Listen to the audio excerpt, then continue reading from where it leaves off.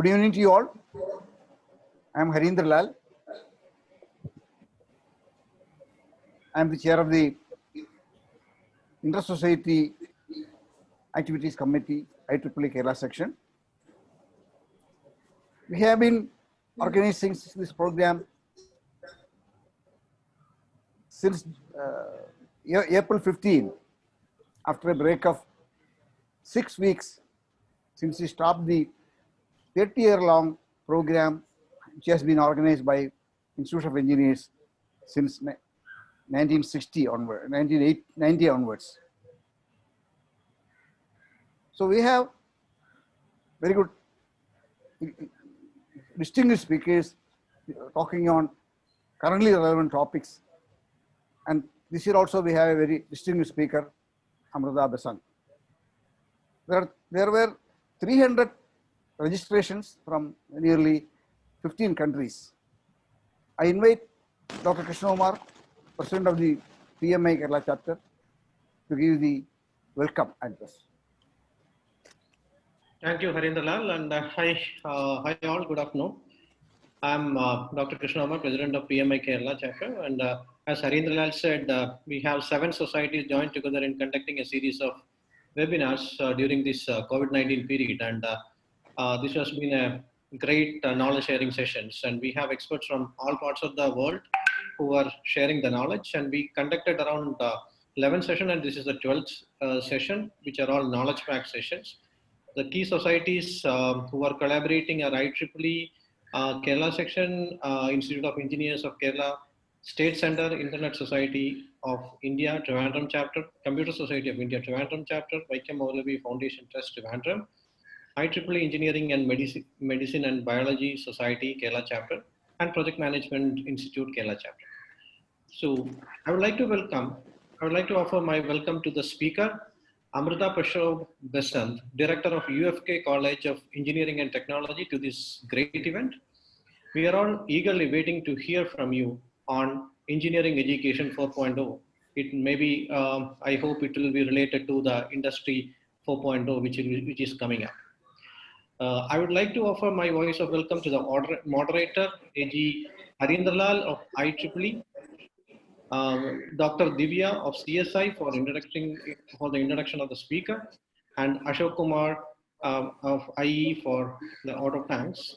I would like to welcome to all of you who take time in attending this great session.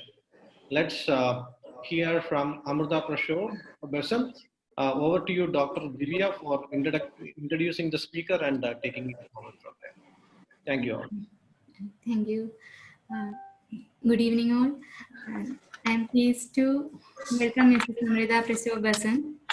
She is currently the Director of UK College of Engineering and Technology, Kollam, Kerala. She is the General Secretary of the Trust Universal Knowledge Foundation. She is an engineer by profession and has pursued her Masters in Nanomedical Sciences. She is also one of the directors of India's top renewable energy and infrastructure development company, Shema Power and Infrastructure Private Limited. She is a recipient of the Kerala State Business Excellence Awards 2018 for the upcoming Educational Institution and Exceptional Women of Excellence Award 2019 by the Women Economic Forum 2019 at IIMK. She is a motivational and technical speaker in forums like the World Educational Summit. And she is a budding entrepreneur of the country. Let's welcome Ms. Amrita Prasad Besant. Warm welcome. Yeah. Thank you, Dr. Divya, and thank you, Hari sir, and also Dr. Krishna Kumar for the introduction. So a warm good evening to all of you who have taken your time out to attend today's Inter-Society webinar. And as it has been announced, the topic of today's discussion is Engineering Education 4.0. As introduced, it is obviously related with the Industrial Revolution, the next Industrial Revolution, which is popularly called Industry 4.0. Shankar, if you could please share my slide, I can start my presentation. Is it there, ma'am? Yeah, I can see that. So let us start today's the most debated and heated topic of discussion in the education sector, especially the higher education sector, and also in the engineering education sector in India particularly, because India is always known globally as the world's largest producer of engineers. If engineering or if engineers are a commodity, then India would be the largest producer of engineers. So this is the most debated topic as far as we engineers are considered. So throwing into light to this saying, I'm starting my presentation for today. We are preparing engineers of the 21st century with teachers born in the 20th century, including people like me and you, and using syllabus that was coined in the 19th century, with of course the contents mainly comprising of the 18th century. Is it a joke or a fact? This is a statement that I have read about today's engineering education and particularly in education in general. So it's a food for thought for all of us before we start this presentation. So next slide, please.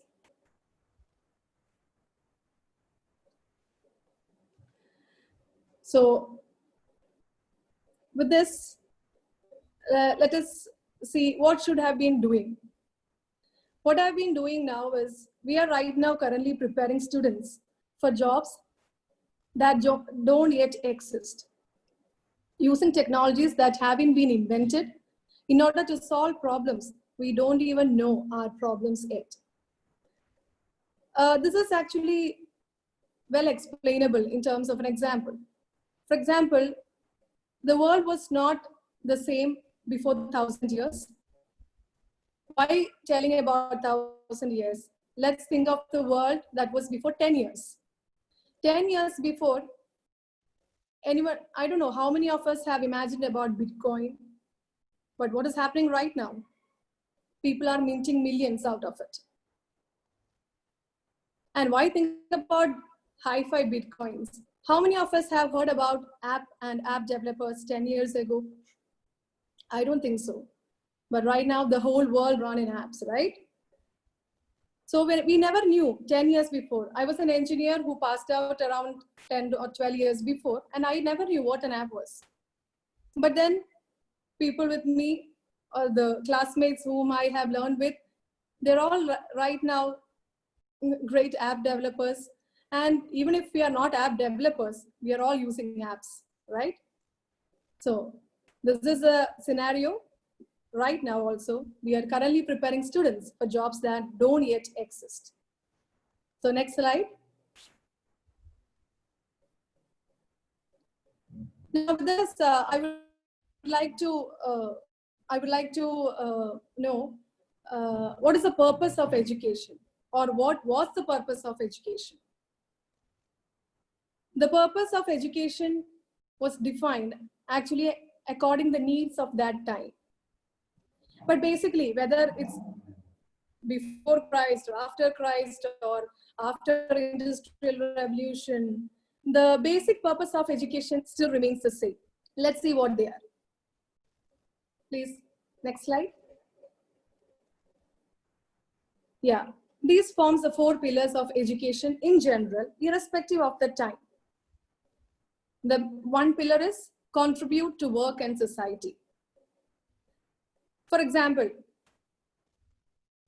years and years back, when our society was truly agrarian society, how did people contributed to work and society using education? The main concern was farming, getting food for their survival. So contributing to work and society means imparting the farming skills or producing food more than what a family required so that they could share it with their neighbors. That's what contributed to work and society. Second, exercise and develop personal talents. Agrarian society, we needed to sharpen our skills to improve our farming skills, right? So that formed the education then. Second, fulfill civic responsibilities. Again, take part in the village activities, how to enhance the production of food. These are formed discussions that enhanced one's civic responsibilities. And then the education was more concerned about these things, right? And next, the fourth pillar forms carry traditions and values forward. People were very religious, they were all very God-fearing and things like that. But by keeping these four pillars of education, the aspects changed when we shifted into an industrial economy. Industrial revolution started coming up.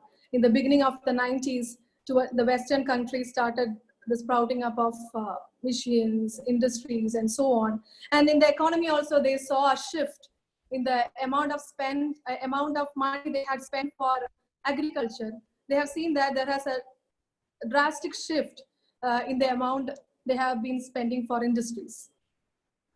The amount that they have spent for industries just overcome the amount that they had been so far spending for agriculture. So then we entered the Industrial Revolution, the first Industrial Revolution, and people started migrating from villages to cities in seek of jobs in industries.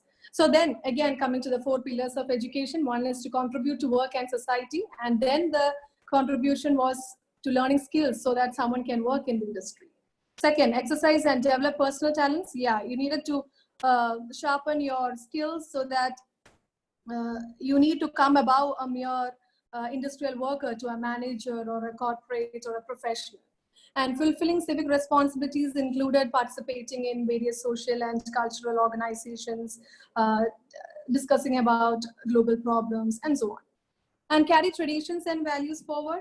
Yes, you try to cherish the culture that has been passed on from the ancestors. You started teaching it to your kids. So these were the things that were that standard as the pillars of education during the start of the Industrial Revolution. Now coming to the third phase, when information technology started taking over the industry. The four pillars of education remaining same, but the aspects and the needs of the day changed. Now, contribute to work and society included gathering knowledge from wherever sources possible. You have a lot of open sources. You need to think outside the box and so on. So the need of the education also changed. How would the education equip you to contribute to work and society in an information age? Next, coming to exercise and develop personal talents. Again, you go for global interaction, you get into the cutting edge technologies, you master it, and so on. Fulfilling civic responsibilities right now, how do you do that? The education has equipped us to use the power of the social media, the internet, to solve not just problems that has been local, but also global, and interact with people around the country, not just around the country, but around the globe. Now, the fourth one, carry traditions and values forward, keeping in or instilling in us the human values rather than the religious values. So the four pillars of education remaining same, the need of education actually drifted from one to another based on what's happening around us.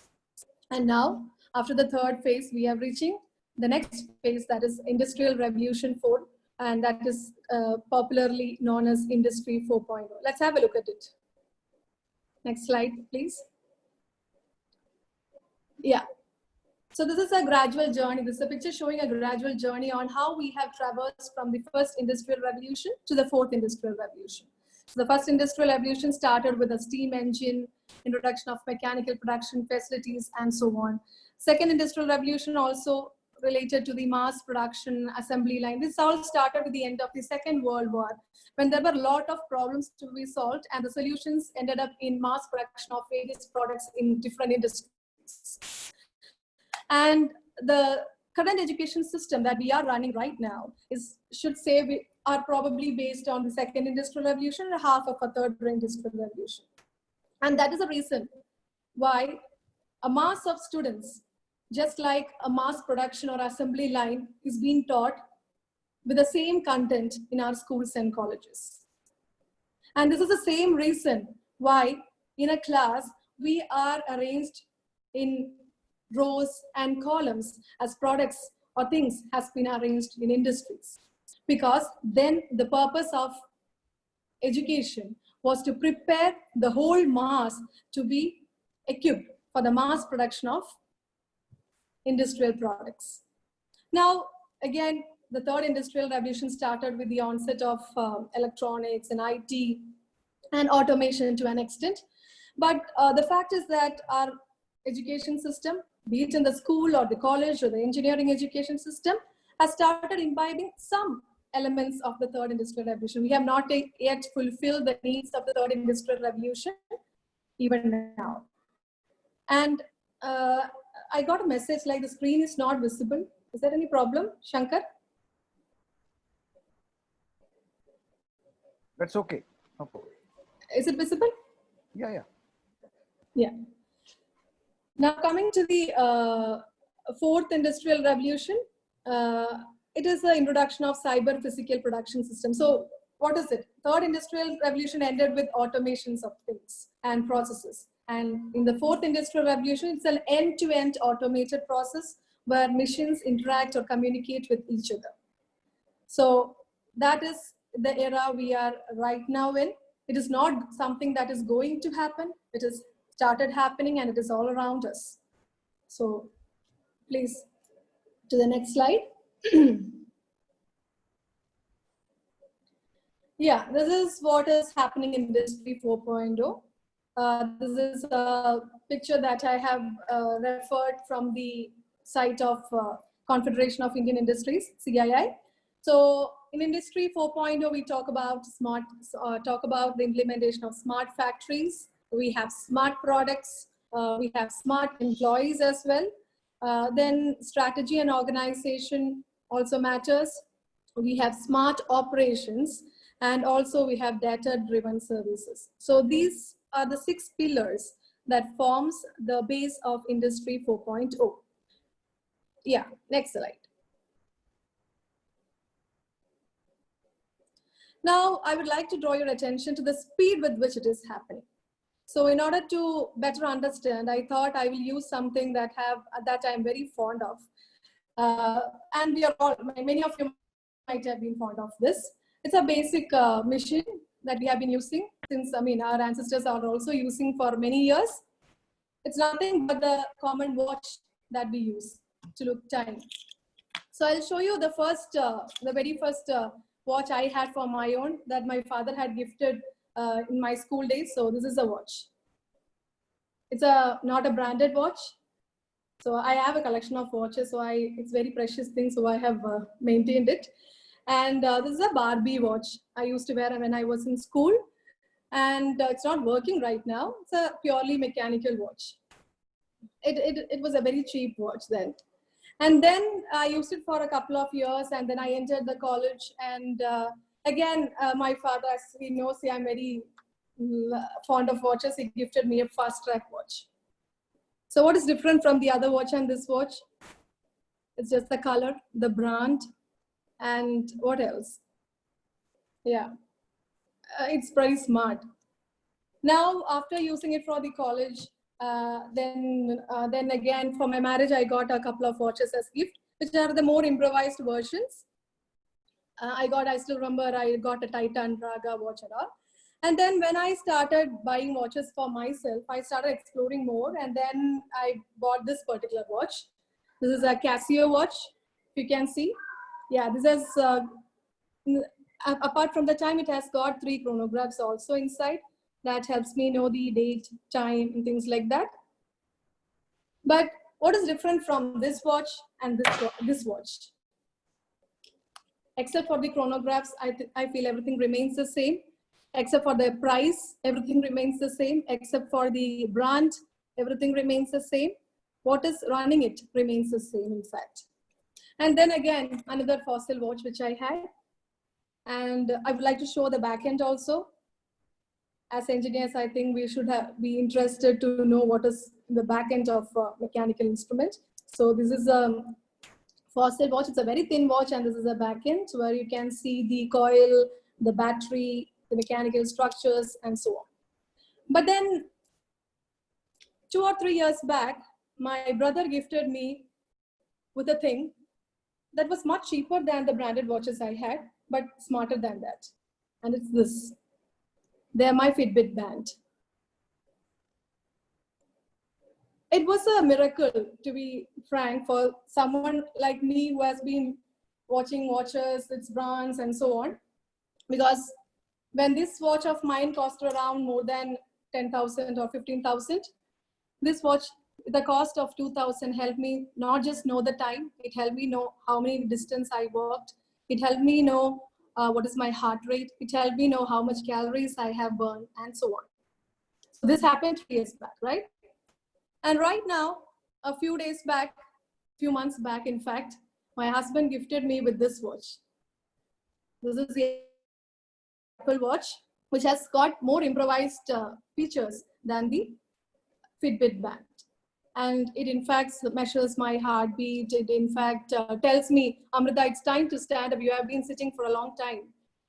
It's more or less like a pet right now, because it keeps track on my activities very well. Not just physical activities and time alone, but also it helps me know my mails, notifications. It also helps to even help me to make a call, to view my photos, to open my camera, to automate and things like that. So now watch has come this. It's more than a watch. Now, what I would like to draw your attention is not the fancy watches or the features it has, but by the time it has taken to transform from this watch to this watch. So this watch we have been seeing, or the older generation, like Hari sir, might be seeing this watch through his lifetime. And even myself has been seeing this watch for my lifetime till I turned, say, 29 or 30 years old. But then within a short span of 1 or 2 or 3 years, what we have been seeing is a rapid transformation that is happening in the technology, even in the household item or a personal item that we are using daily. So if it is the case, what would have been the speed with which the transformation is happening in the industries where these things are made? So this was just a demonstration to draw our attention to the speed with which transformation is taking place in the industries and things around us. Next slide, please.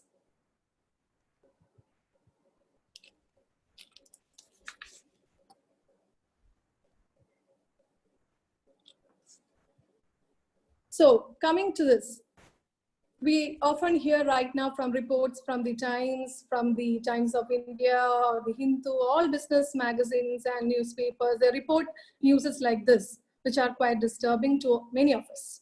Up to 50% of all jobs could be automated. And if you are someone in China, bad luck, the Chinese statistics say around 70% of all jobs could be automated. So whether that does mean they are all going to replace humans, it is, I should say, we shouldn't think it that way. We should see the positive side of it. It is a true fact that 50% of all jobs that we have been doing today are going to get automated. It is a fact, and it is happening, and it will happen. But that doesn't mean it is going to throw us out of our jobs. Industrial revolution is happening around us, and if we are someone who is going to dig our head in the sands, definitely the revolution is going to overtake us. But instead, if we are going to think in this way, that this revolution is going to help humans do what they are supposed to do. We are no more going to act as machines, or we are no more going to do things that machines are going to do, but then we are going to do what humans are supposed to do. Critical thinking, I think humans, empathy, only humans can do that. Understanding, case to case, only humans can do that. So right now, we have reached a situation where we can do what we are supposed to do and not like machines. Please, next slide, please. Now we will draw the attention and we'll slowly come to the topic of engineering education 4.0. So what does the work of the future look like, and how can we prepare ourselves and the future generation for the work of the future? Yeah, next slide.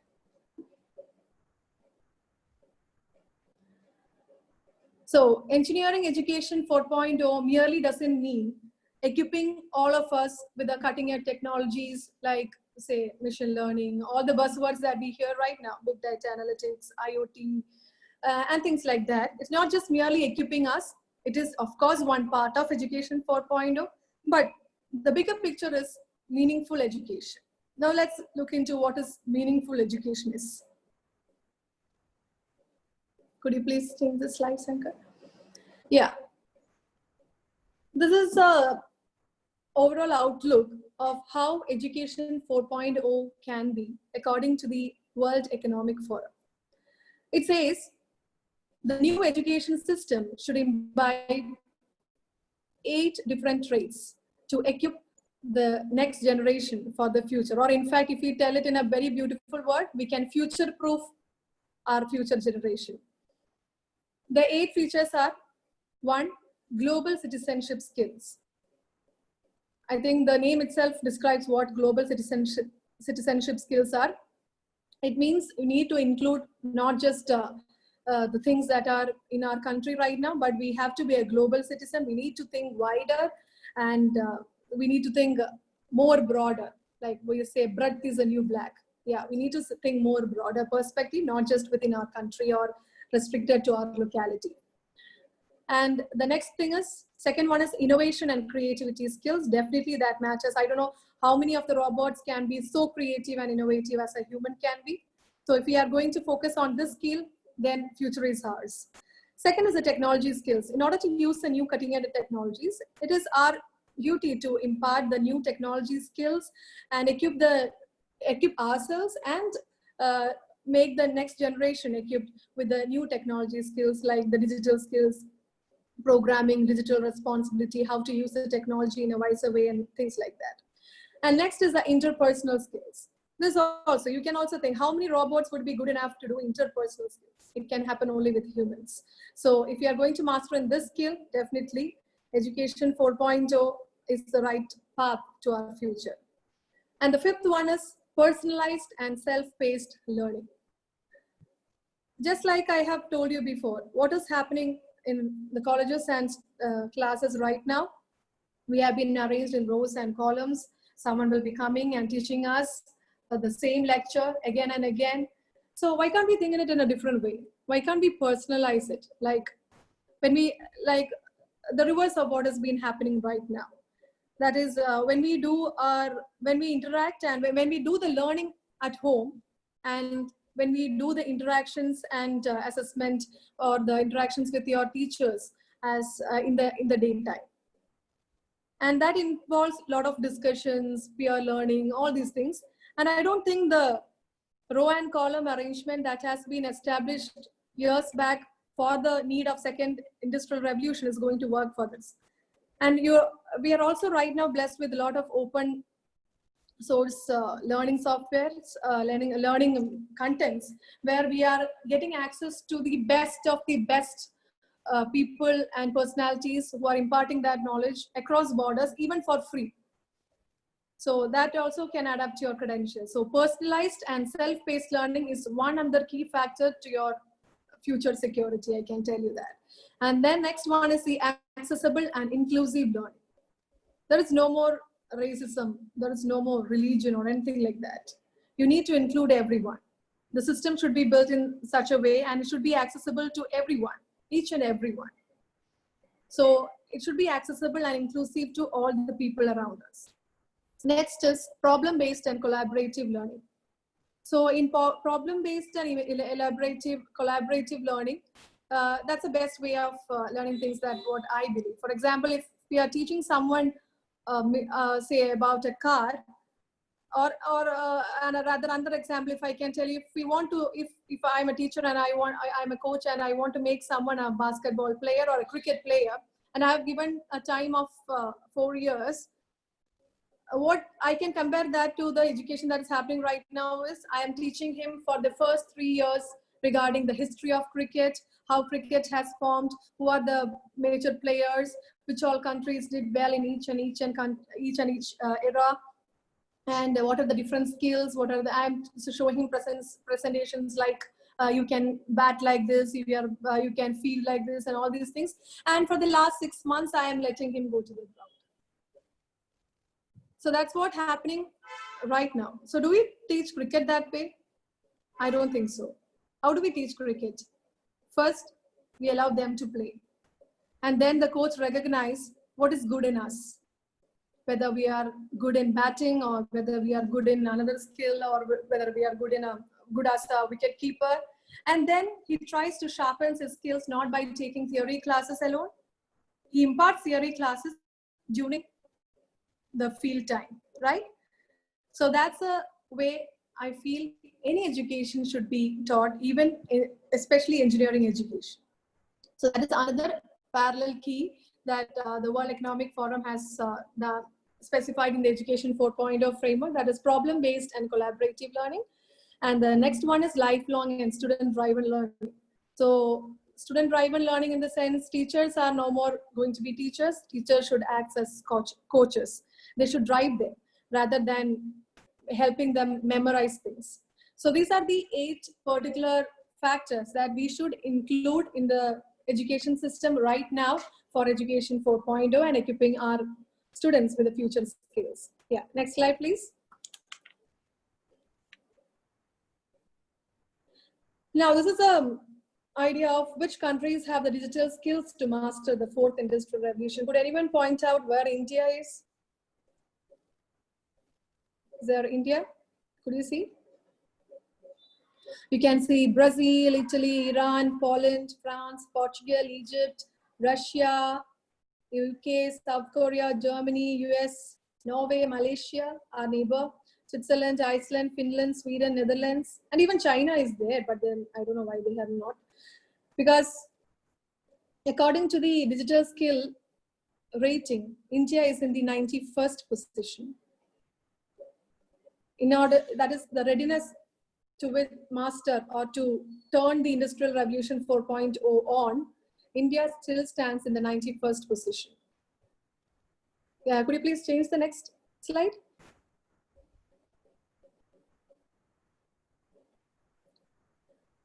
Yeah, this is another thought which I would like to throw into.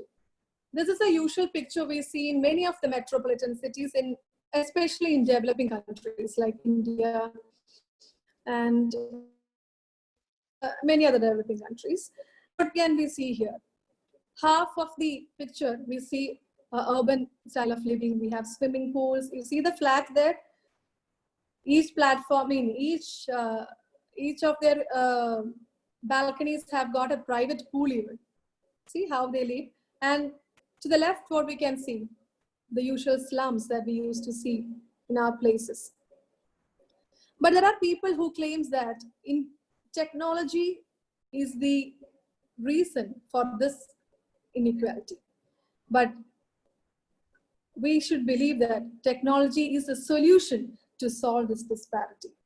Because while I am speaking to you, I can tell a statistics that I have obtained when I was doing my research. That is still now, when we are talking about Industrial Revolution 4.0, the situation is like around 4.5 billion people around the world, not in India alone, around the world, are without the access of internet right now. Next, 2.5 billion people have not even access to water, basic water and sanitation that they have to get. And 1.2 billion people doesn't know what electricity is even now. And another thing is 6.4 billion people, they are still farmers and they are not even gone through the first part of Industrial Revolution. So Industrial Revolution 4.0 happens one time, and I should say Education 4.0 makes it more meaningful when we not just meet the needs of Industrial Revolution 4.0, but to helping to reduce the disparities like this that is happening right now. Next slide.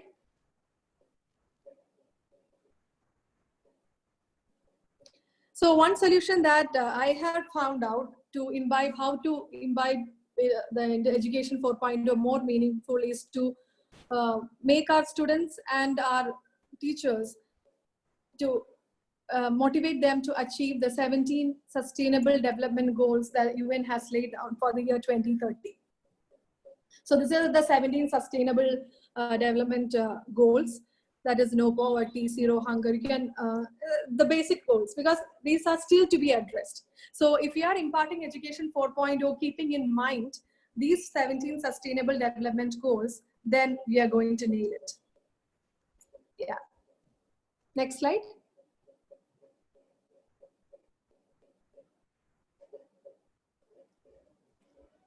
Now, coming to the obstacles to meaningful education. So these are the so-called obstacles that people tell to meaningful education. But if you start seeing everything to be obstacle, it always be an obstacle. For example, the current examination system. Definitely, we know the fact that current examination system is not the way it should be.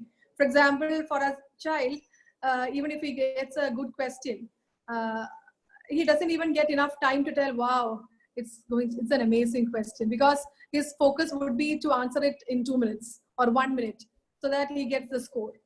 So the current examination system, definitely it's not measuring the aptitude or the knowledge level of the kids.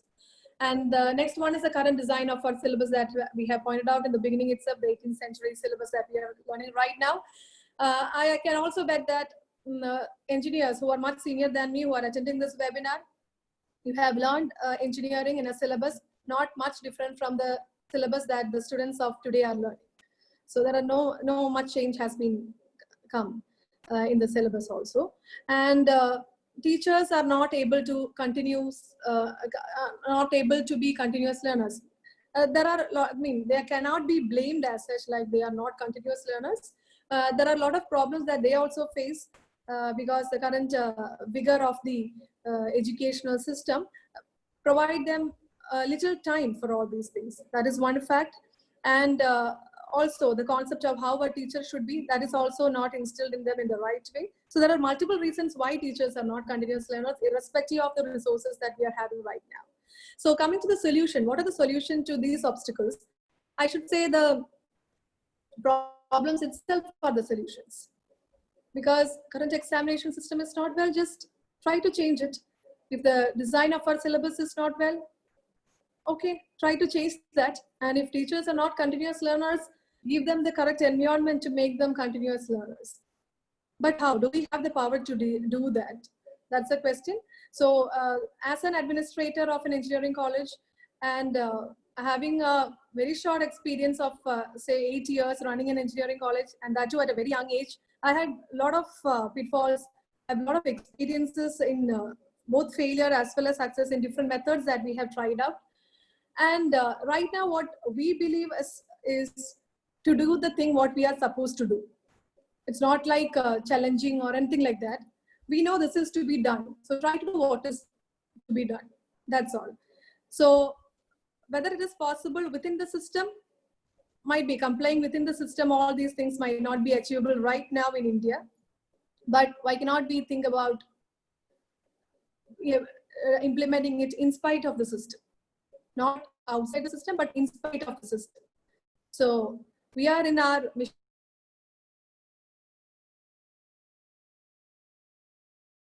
Things have started changing in education as well, even in the school levels. If you yourself have a research of things, what is happening in education, in the school level as well as in college level, I can also point out a lot of examples, a lot of good practices that has been happening. For example, recently I attended a webinar organized by the society called the Knowledge Society, based in Canada. The webinar speaker was Mrs. Shalu Garg. She is the MD of startups in Microsoft Silicon Valley. She's an Indian, and she's also the president of UN Women. So the society about molding students from the age of 13 to 18 years with the cutting edge technologies like machine learning, all this IoT and things like that. And it's a 3-year program where when you're 13 years old, when you enroll in the program, the first year you get exposed to all these technologies. So only thing is, only interested people will learn it, and obviously they start learning all these technologies. And just like a cricket coach does, what they do is they identify which technology is suitable for a student, and they give specialized training and in that particular technology in the second year. And from the second year half onwards, they will be solving real industrial problems as their projects. And they have corporate companies and like even Microsoft, Uber, many of the Fortune companies, and they are giving their own small problems as projects to these kids who are just 18 years below age. And right now we are thinking of conducting additional courses on artificial intelligence to the engineering and PG students. So things are happening around, and there are a lot of other parts. Even in India, I can talk about one. When I searched, I saw a foundation called the Pratham Foundation India. So it is all about equipping the village students with all these technologies. What they do is they provide tabs to the villagers, and they make different groups of kids in the villages, and one parent among them will be converted into a mentor. They give enough training, and using the tablet that they provide good engaging contents. I should say it is like a free Byju's app, like of Byju's app of thing that is provided for free to all these kids. So there are a lot of initiatives that is happening regarding with the Aligned to Education 4.0, both inside the country and a lot of things outside the country. And coming to engineering education, there are colleges like the Olin College of Engineering, or the Engineering Clinic by the Michigan Technological University, or the Harvey Mudd College, that is doing a great job of preparing students using problem-based solving and education of that style. Coming to the next slide.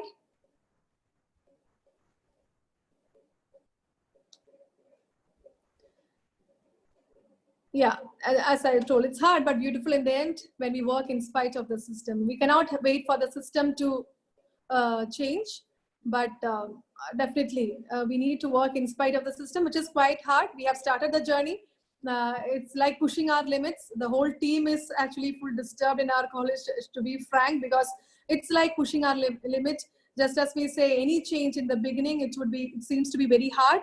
And we start doing, it's going to be all the more messy. And in the end, definitely it's going to be beautiful. So we are in the messy stage right now. So next slide. So I would like to conclude by telling that these are the 5 things that we need to keep in mind if we want ourselves to be future-proofed and not get afraid or run away from industrial revolution. One is be educated, be a lifelong learner. Second, soft skills are the key. Right now, how are soft skills imparted? A soft skill trainer would come to your campus. He talks about team building. He talks about cooperation. He talks about and such things. But then soft skills should be learned in the experiential learning platforms. That's the way soft skills should be learned, and we should explore more about that. And think about careers and not jobs.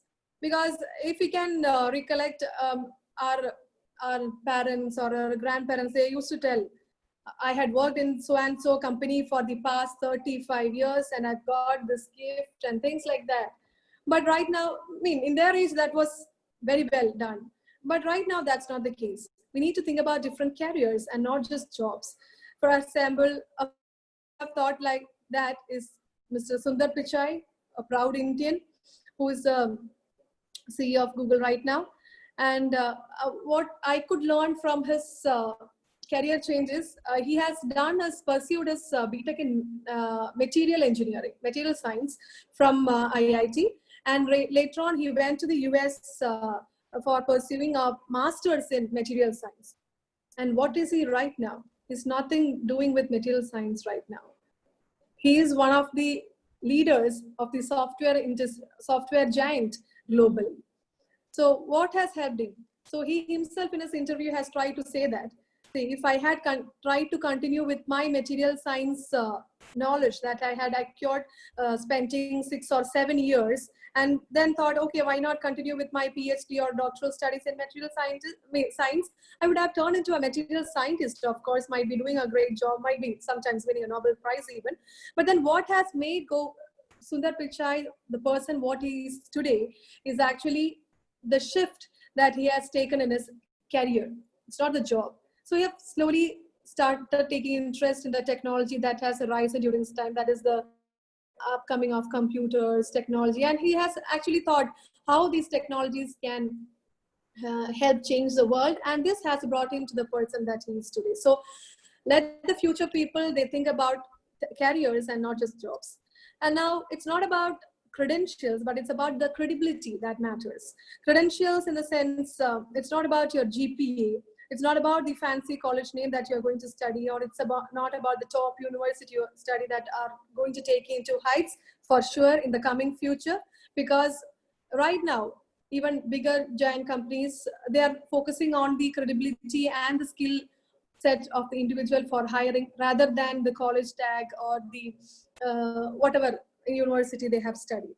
So it's your credibility, how you are ethical, how you have the leadership ability, how you deal with people, how you maintain them, how you inspire them, how you help to bring the most out of them. So these are the credentials that you need to have, I mean, credibility that you need to have. And your credentials might help you to land in a job, but that is never going to guarantee you a job for a lifetime. So please focus on your credibility rather than your credential. And next, future is of course not in danger. It is always an opportunity in front of us. And the next slide. Yeah, next slide, please. So get yourself future-proofed. Going to leave ahead. And so for living future-proofed, we need to unlock our humanity, and you need to pursue your passion and reveal your multiple career options. Yeah. And right now, next slide.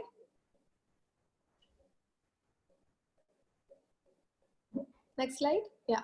And at UKF, actually, we have just started our journey, might be just a few months back, and we are in our mission to challenge the status quo of the higher education sector in the country. We have just started our journey by making our campus more digitally transformed, and curriculum, we are designing the curriculum standing within the framework of the university that we are affiliated into, and we are trying to make our students future-proofing by having all these points in mind.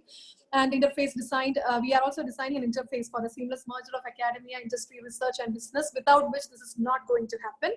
We alone, stand alone as an institution, it's not going to happen. We need the cooperation from the academia, other institutions, industries, research, and businesses, and also make use of a simple to use and user-friendly platform that also is in the designing stage. And that's how we have just started our journey. And slowly, some little outputs we are getting, because we have started focusing not on grades, but we are also right now started focusing on how our faculties and students get engaged in the other activities as well. We enter college time by 3:30, and 3:30 to 4:30 we have a creative time where all the 21 clubs in our campus become engaged, and they have their group activity and they have their contributions. So it's all about pursuing even we have clubs, not only technical clubs, we have clubs like music club and all those stuff, and we give specific time for them.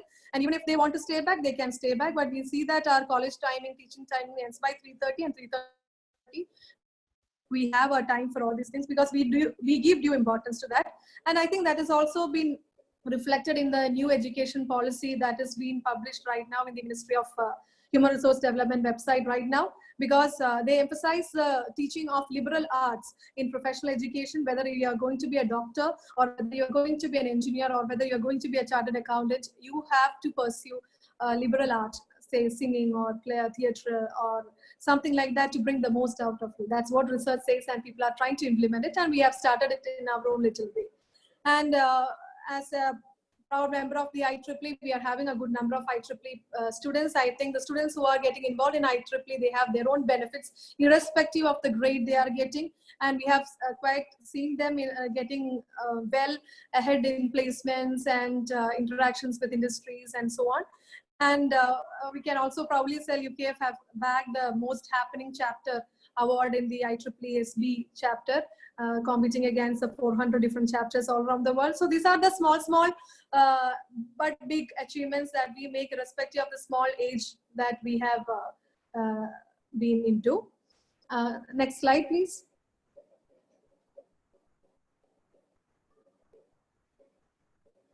So these are the things that we believe in. I don't know how many of you know Malayalam, but this is Pustaka Purukkalalla, Puttan Chintakalana Logate Machi Marichadu. Next slide.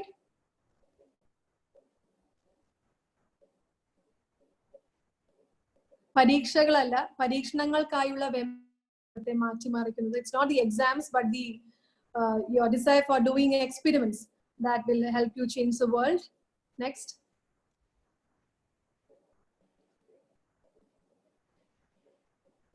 class murigalalla, classic ആശയങ്ങളാണ് ലോകത്തെ മാറ്റിമറിക്കുന്നത്. So in our mission to make this world a better place to live, we always believe that it's not just classrooms, but it is classic ideas that helps you change the world. So thank you all for the patient hearing. Hope the session was informative to you all. So if you have any questions or any good things to share that will help us also, please kindly be enough to share that also. Thank you. Thank you, Amrita Prasad. Thank It you, was a sir. very good session, applauded by many of the participants. That is a very, very rare occasion for that. You have actually, I believe that you have struck the nail at its head itself.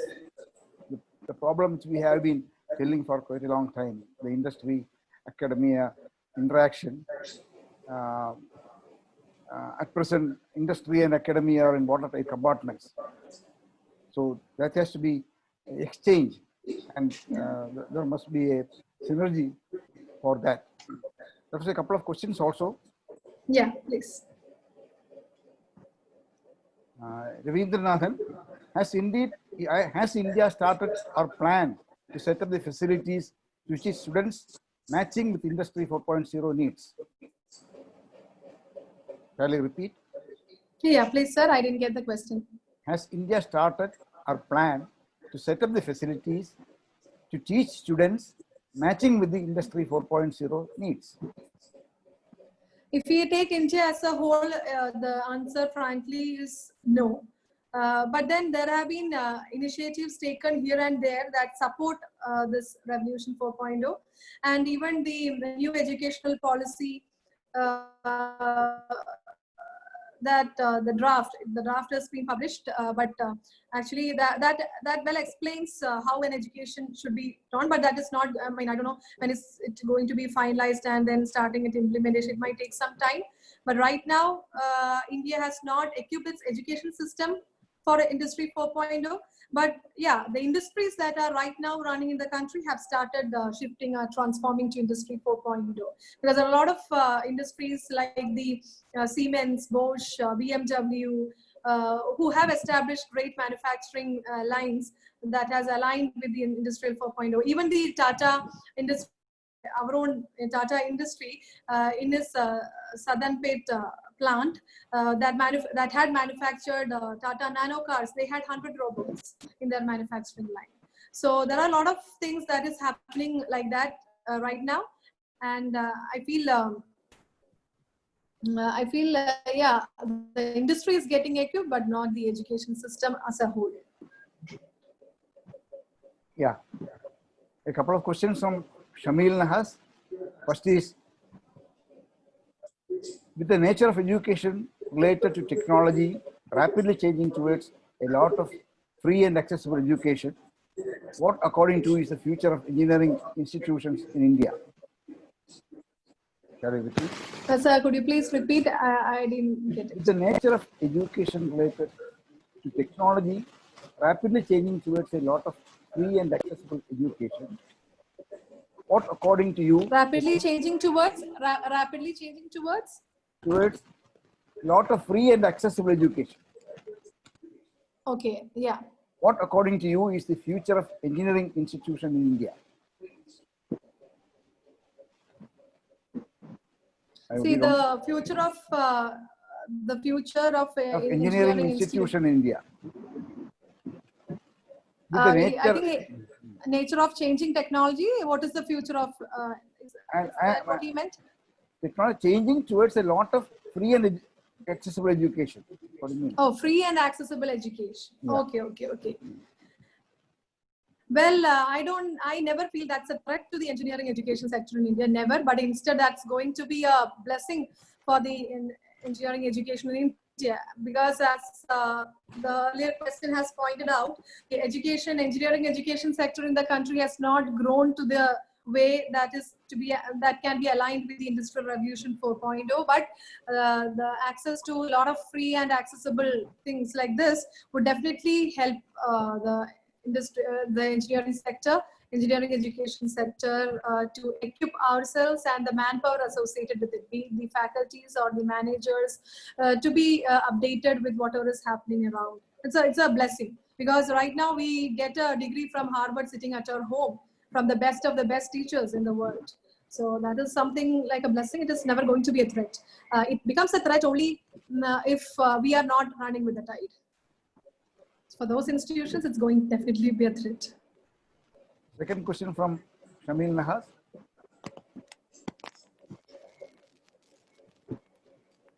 How do you balance critical creativity and critical thinking with the age-old traditions of uniforms and silly fines towards the followed in colleges in India?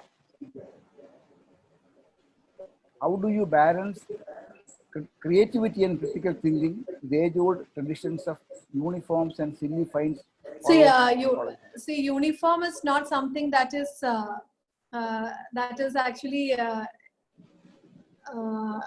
actually insisted by any government of India or any authorities or ACT or university.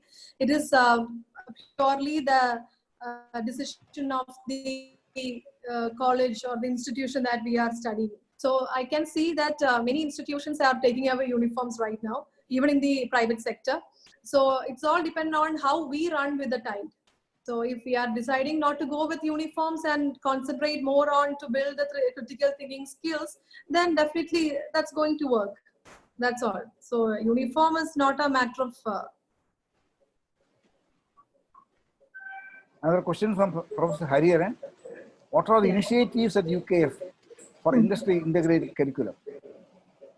Yeah, likewise, we have told you, we have just started the journey. We had taken initiatives before here and there to inculcate industry into our curriculum, but they had their own little outputs. But then to get an output in a wider range, we are right now designing our curriculum, especially for the next semester. We are in the process of doing it. What we are trying to what we are doing is even for any course that a student is taken, for any topic that he is trying to learn from that particular course, our faculty team is trying to connect it with a particular industry in an industry, either nearby or outside, and how to connect it with that. So it's like more of not collecting the dots, but like connecting the dots. So what we used to learn is like we collect theorems, we collect all those things and we learn. But then when we come to the industry, when we go as an employee or when we start running our own industry, we don't know how to connect these dots, how these theorems can be applied to the process that we are going to use. So we are into a process like we are helping our students to connect all these dots. So each subject that is being taught in each course in each semester will be linked with an industry, real industry or an industrial process that the students can go and experience. So that is what we are doing. We have just started the process and we are just channelizing it. And before that, we have taken, just like any other college, we have done a lot of initiatives like industrial visits, interactions, internships. Of course, that has been done. But on a daily basis, internships happen only in 6 months during the 4 years time. So that is not going to bring a big deal for the student to get him an industrial exposure. What we are trying to give him is to get it in the course of 4 years. So we are in a trial to do that. So that's what I told him, sir, getting messy right now in our campus. Though we are running out of time, there are some interesting Okay. questions. We will go ahead with that. What are the how much importance we are giving to innovation and patents? Francis Joseph. Okay. Yeah, definitely innovation and patents. What we are doing right now is we are not just concentrating on our final year projects alone. We have different units in which our students actually work right from their first year onwards. For example, we have a UKF garage where interested students, we don't force anyone, interested students from any branch. And fortunately, we have students from not just mechanical engineering branch in that garage. We have also students from electrical, electronics, also who are interested in building machines or cars. They are more into doing and learning, and we have also seen excellent results in these kids because it actually helped them widen their vision even after passing out. Our beginners in the garages, I should say, they are all in good positions or they are pursuing their higher education from good institutions irrespective of the grades. the GPA grades they had while they were studying in the college. I can still remember a person, he never used to do well in his academics in terms of grades. He had a couple of, he used to get a couple of arrear subjects in most of the semester, but he was an excellent player in our garage. And right now he is pursuing his master's in designing from Italy and from a well-known university. So this is a way these activities in our campus actually nurture them. Similarly, we have a robotics club, we have an IoT club, and especially this IEEE play a very important role in molding our students. So these are the things that we have taken from our own experiences, the small initiatives that we have taken and helped our students. Another question from Sadish Kumar. In your opinion, what fraction of time did a student spend on academic learning, and what fraction of time and what fraction on other development activities? I can't tell it as a fraction wise. It should all go together. That is the way it should be. It's like it shouldn't be like 20% of the time they should spend for this, 30%. I don't think it can be done that way effectively if we think in a broader sense. Similarly, what I have talked to you before, like coaching a cricket team. We never see that 20% of the team we spent on teaching them the history of cricket. 30% of the time we teach them how to behave with the other players. No, it's not like that. You just let them go to the field, experience it for themselves, let them fail, let labs be the places where they can fail rather than back calculating and getting the correct answer that like we used to do in our labs. So let labs be the place where they get an industrial environment getting mirrored. So these are the things that we are, and I don't think there is like a fraction like that. It should all go along through the learning process. Another question from Professor Gomadi from Karavalli College. We are facing a difficult challenge. How to convert the conventional basic branches like electrical more attractive? Actually, electrical cannot, I mean, it cannot be called as a conventional branch. Of course, it's been a branch right from the beginning. Engineering education has started, but electrical engineering has its own advancements taking place. Because we run an engineering company where most of the engineers employed are electrical engineers, and there is the fact is that there is nothing like electrical engineers right now in industry. There are only interdisciplinary engineers. So suppose if we get an engineering student right from the college after electrical engineering to our own company, we are energy developers. So we have works related to that. And if you are asking him to say design an app to monitor the wind speed in this particular windmill. So if you are assigning with that job, there is no point in telling him like, I am an electrical engineer, I don't know how to code. See, that question is, I mean, you are unfit then and there itself. So you should be a lifelong learner. The fact is true, you might not have learned coding in your syllabus, but that doesn't mean you can't learn. You have to learn. So this is like an interdisciplinary approach. Slowly, I think in course of time, even in the new educational policy, they are talking about interdisciplinary approaches and not dividing colleges into branches. So even many universities, deemed universities, they have taken up that process. Like we can choose which all subjects we would like to learn, and at the end we get an engineering degree. That's all. In which all subjects chosen, that purely depends on our passion.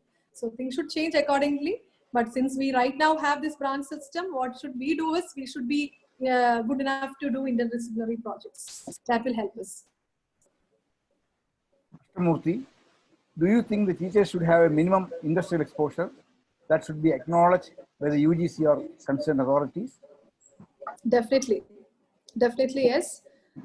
Because I mean, it's not like a person coming from industry or working within the industry should come after 5 years and come and teach. It's not like that. I feel industry and academia should go hand in hand. Just like many colleges are doing, like the Harvey Mudd College or the Engineering Clinic in Michigan Tech University or the Olin College of Engineering in the US, what they do is they take up problems of the industries. The teachers themselves, they interact with industries, they take up problems the industry is facing, and they take it as projects for the students, in which both the student as well as the teachers work on it. And yeah, that's the way they get an industrial exposure then and there itself, and they keep on getting. And sending a teacher just for a 6 months internship alone will not give him an industrial exposure. It should be a continuous learning process like this. Another question from Dhanya. Would it not be beneficial for students? The industries get connected directly with the education institutions in imparting industrial education. Definitely, industrial education, and the engineering education 4.0 is impossible without the cooperation from industries, if it is to be imparted in the right way. And can this be incorporated in the current system? That's the second part. Yeah, it should be incorporated in the current system. It's impossible without that. Another question from Dr. N. Panikar. Excellent presentation. Why are you stuck on industrial revolution mindset? Why not consider education for body, mind, and intellect, feeling to understand and fit with the nature to get the best out of it? Very true, because I would have taken up that point if I had the topic as education 4.0, because the points that he has mentioned are very vital. But since I had just focusing on engineering education 4.0, I thought of focusing on these engineering skills, but not just engineering skills alone.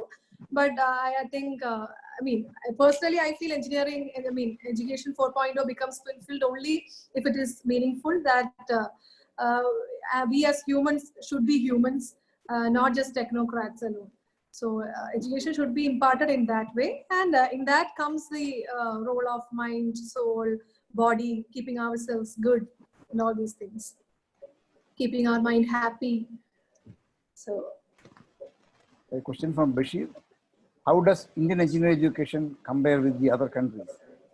Indian engineer product look poorly made compared with the German or Japanese. If you look at the Indian electrical wiring inside a box, it's not neat. Why is that?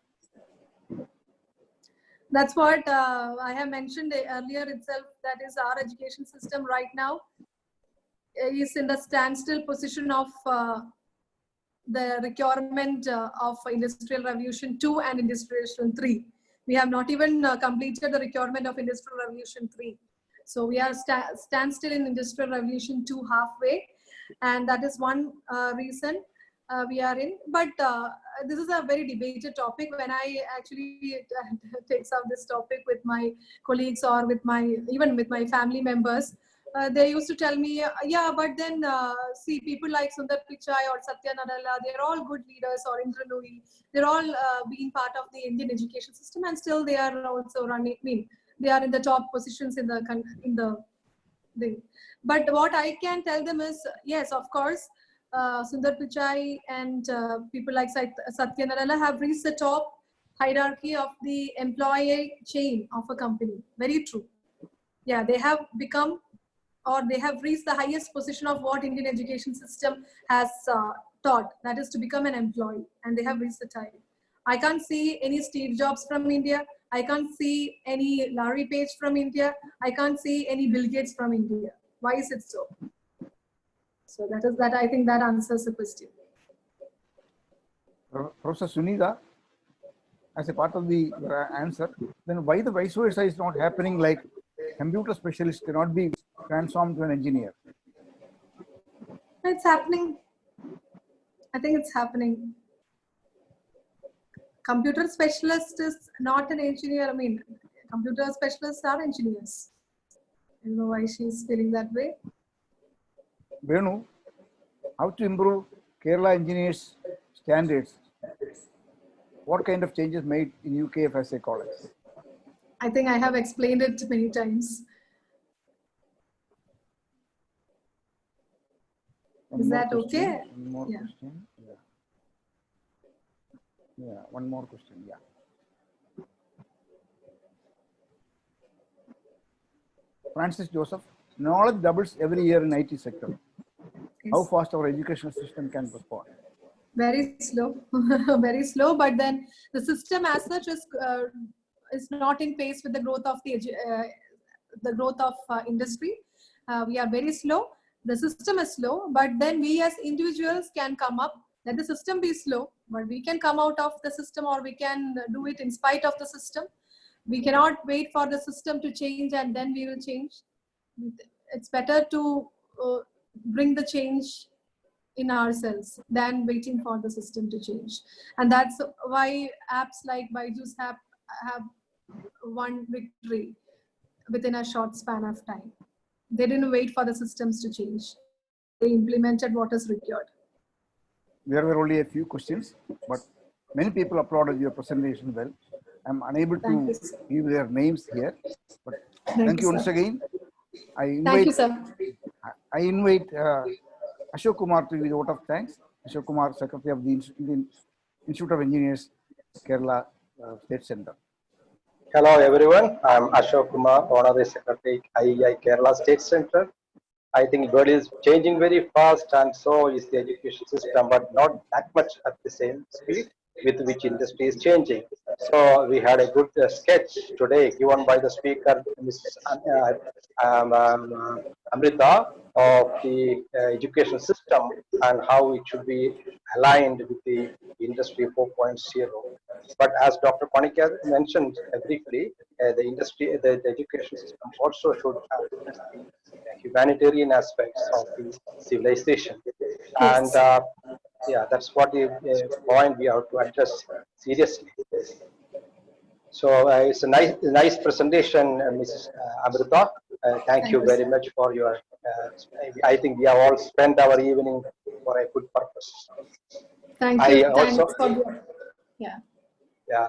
And then there's a proverb we were saying, you know, past is the present, unrolled up for action, and the future is the present, rolled up for action.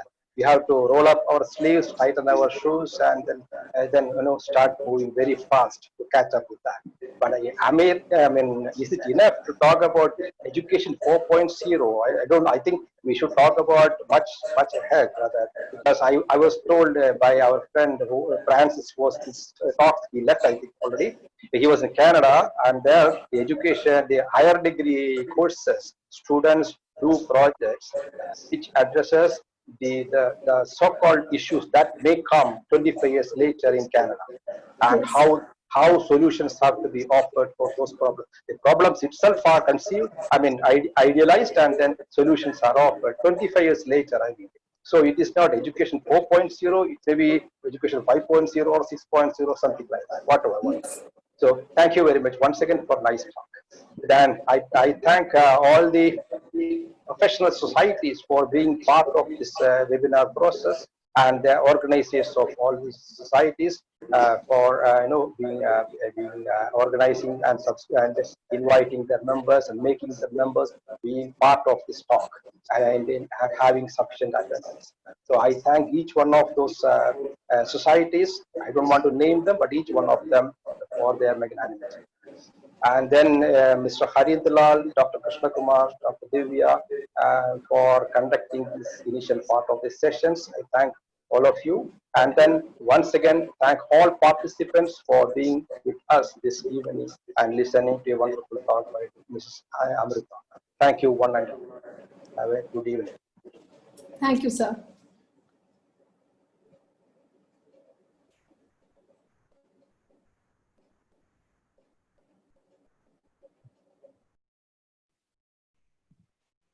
Next week presentation by Professor Celia from Bangladesh University of Engineering Technology. She deep learning for disease detection from images of biomedical signals. She is a former IEEE Human Engineering Coordinator of Asia Pacific region. Inviting you all to this great talk by a great professor from Bangladesh. Thank you very much.